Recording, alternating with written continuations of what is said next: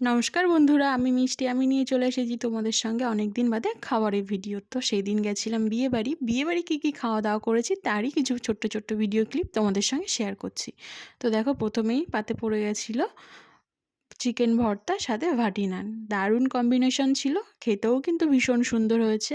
আমি কিন্তু এই রেসিপিটি প্রথম খেয়েছিলাম, তো খেতে বেশ সুন্দর লেগেছে। তারপরে বাঙালির প্রধান খাবার ডাল ভাত, তার সঙ্গে যদি থাকে একটু লেবুর রস আর ঝুলো আলু ভাজা, তাহলে তো আর কোনো কথাই হবে না।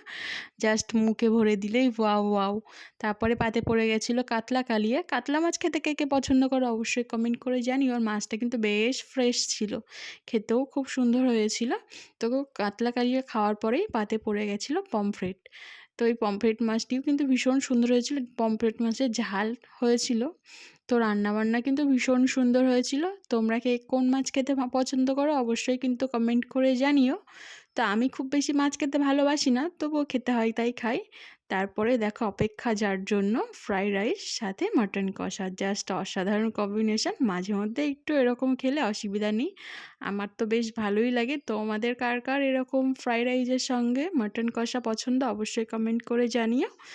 তো দেখো, রান্নাবান্না কিন্তু ভীষণ সুন্দর। আর যদি পাতে পড়ে এরকম নরম মাংস, তো ভীষণ সুন্দর লাগে। এটা হলো পাঁজরের মাংস, ভীষণ নরম হয় মাংস, তোমরা তো জানোই।